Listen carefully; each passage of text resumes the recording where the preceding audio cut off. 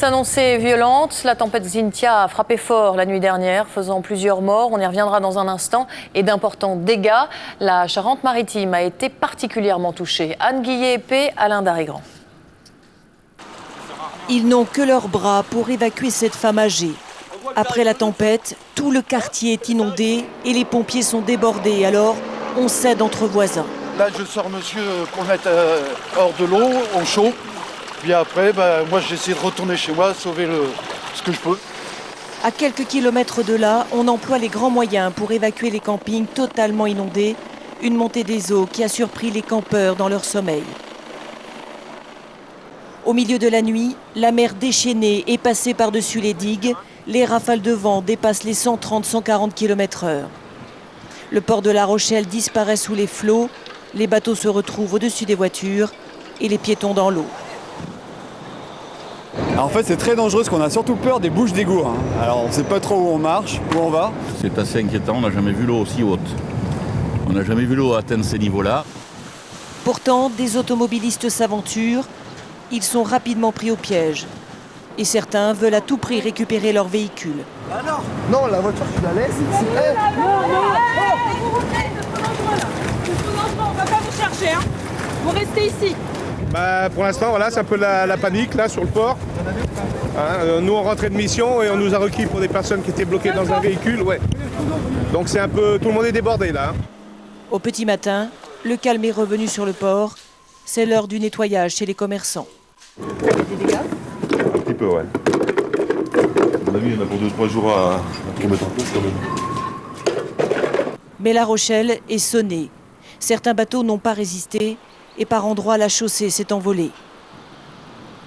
Et dans une quinzaine de communes de Charente-Maritime, les habitants ont les pieds dans l'eau. Alors en Vendée, la pluie et les vents violents ont provoqué une montée des eaux très rapide. Conséquence, au moins 5 morts et des communes inondées. Arnaud Comte. En quelques minutes, les rues se sont transformées en torrents en crue. Surpris dans leur sommeil, les habitants ont parfois été contraints de se barricader chez eux ou de se réfugier sur les toits en attendant les pompiers. On s'est levé, on a regardé par la fenêtre, on a vu qu'il y avait de l'eau, donc on a prévenu tous les voisins. Sur les communes situées en front de mer, le niveau de l'eau atteint parfois 1,20 m.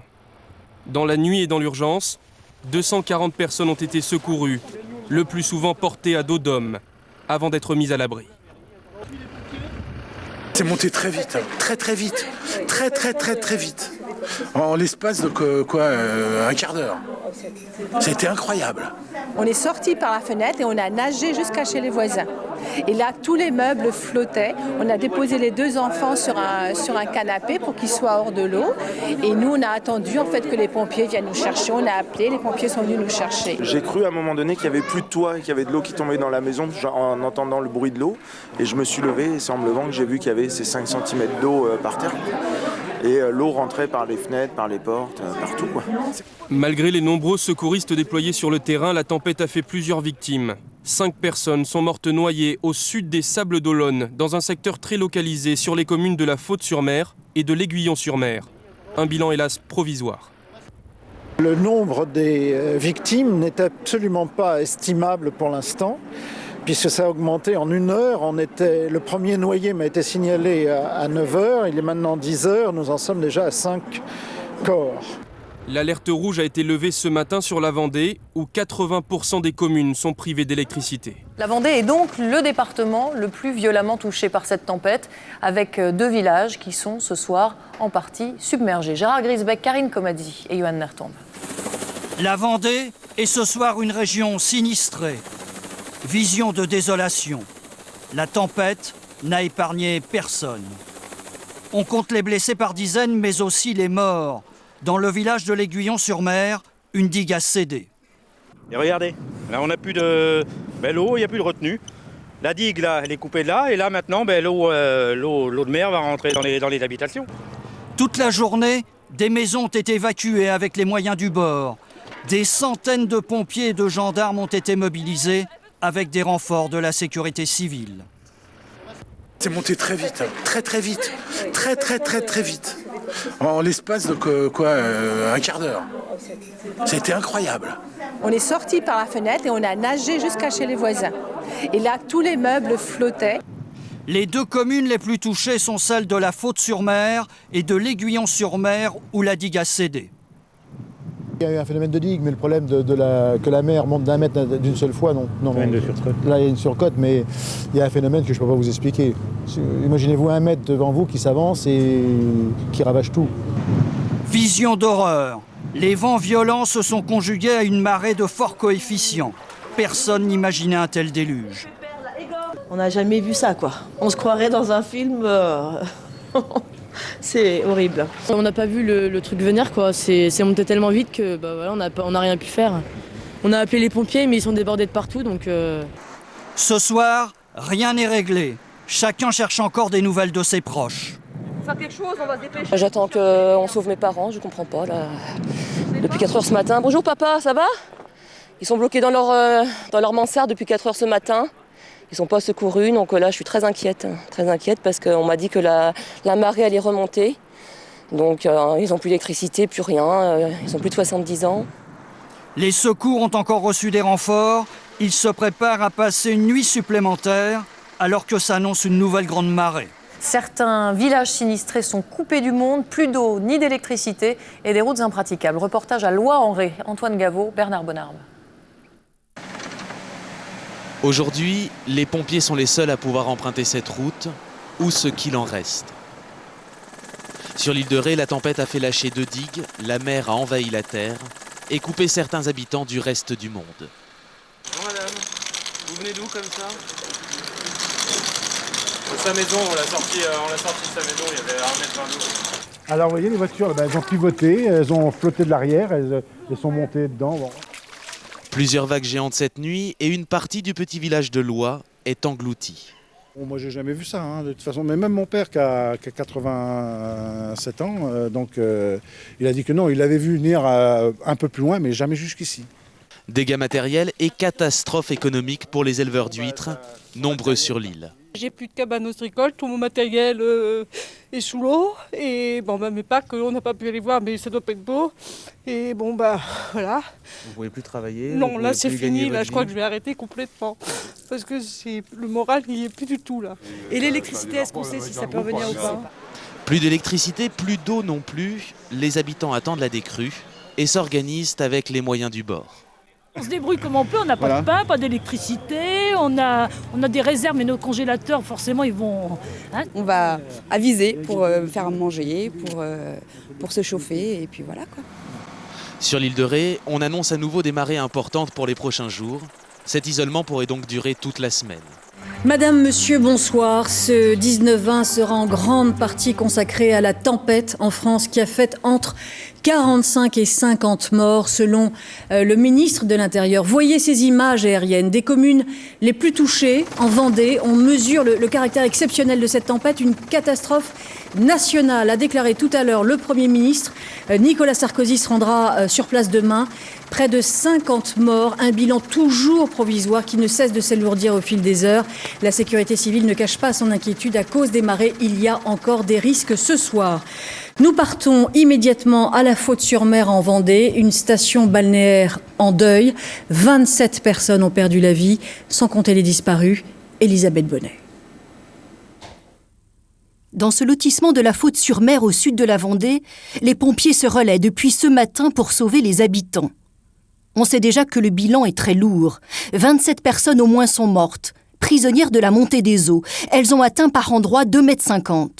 Les habitants racontent comment ils ont été surpris dans leur sommeil par la rapidité et la violence de la tempête. Je me suis aperçu en mettant mon pied par terre qu'il y avait un petit peu d'eau.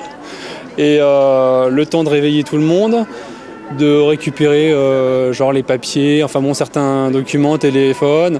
On est monté à l'étage et puis la porte a cédé. Et en l'espace d'une demi-heure, la maison s'est remplie. Les pompiers ont pu secourir 600 personnes, mais plusieurs habitants sont encore coincés à l'étage de leur maison. J'attends qu'on sauve mes parents, je comprends pas, là. Depuis 4 heures ce matin. Bonjour papa, ça va? Ils sont bloqués dans leur mansarde depuis 4 heures ce matin. Ils ne sont pas secourus, donc là je suis très inquiète parce qu'on m'a dit que la marée allait remonter. Donc ils n'ont plus d'électricité, plus rien, ils ont plus de 70 ans. La plupart des habitants ont pu être évacués dans un gymnase d'une commune voisine qui s'apprête à les recevoir.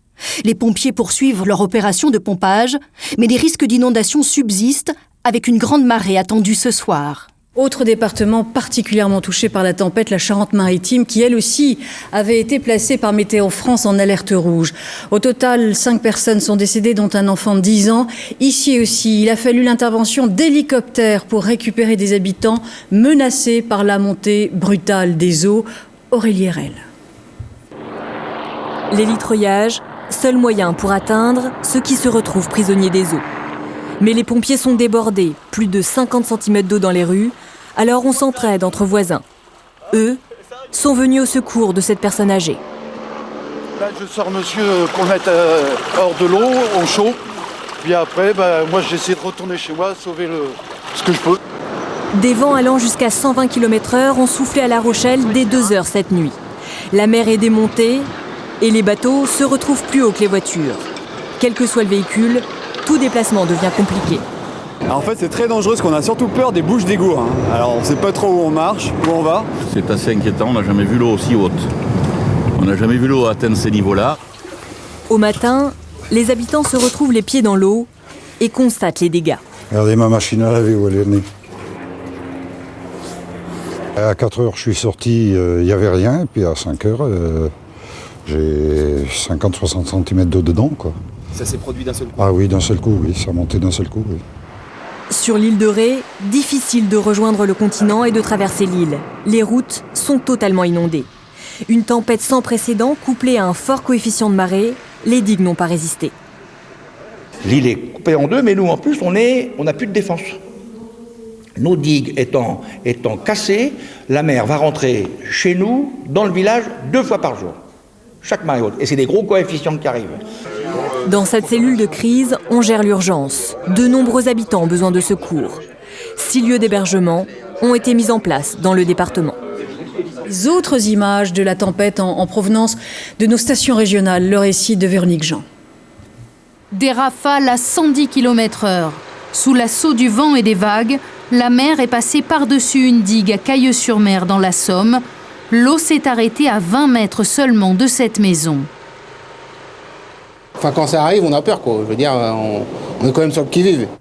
Les dégâts sont considérables. Ici à Tours, la toiture d'une école s'est tout simplement envolée.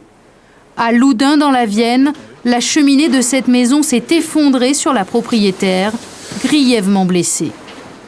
Donc la cheminée est partie du 2e étage sur la partie extérieure du bâtiment. Elle a traversé le 1er étage et est arrivée au rez-de-chaussée sur le lit où la dame dormait. Donc cette cheminée est tombée sur ses membres inférieurs. Les stations de ski des Pyrénées ont été particulièrement touchées. Les rafales ont atteint 200 km/h par endroit. Certaines risquent de ne pas rouvrir cette saison. Autre conséquence du passage de la tempête, des milliers d'arbres déracinés, des lignes électriques à terre et 1 million de foyers privés d'électricité un peu partout dans l'Hexagone. Mais certains usagers ont tout simplement allumé des bougies et l'ont pris avec philosophie. C'est pas grave, il fait pas froid, il n'y a pas un temps de chien, il n'y a pas de neige. On va patienter et puis ça va revenir, j'espère. Selon EDF, 2700 agents travaillent au rétablissement des lignes. Des renforts sont prévus pour demain. Le retour à la normale prendra plusieurs jours dans les zones où le réseau électrique est le plus endommagé. La France n'avait pas connu une catastrophe naturelle aussi meurtrière depuis plus de 10 ans. Le bilan du passage de la tempête Xynthia est ce soir de 51 morts. 8 personnes sont toujours portées disparues. Symbole de l'ampleur de cette catastrophe, 2 petits villages de Vendée, l'Aiguillon-sur-Mer et la Faute-sur-Mer. Anne-Charline Lambard. Depuis la tempête, les 2 communes ne sont plus sûres, mais sous la mer. L'océan a envahi les terres. Au moins 33 personnes ont péri en Vendée. Le bilan est lourd et provisoire. Pour s'assurer que d'autres victimes ne sont pas à déplorer, 350 sauveteurs et 250 gendarmes ont inspecté maison après maison. Les pompiers, il y a quelqu'un?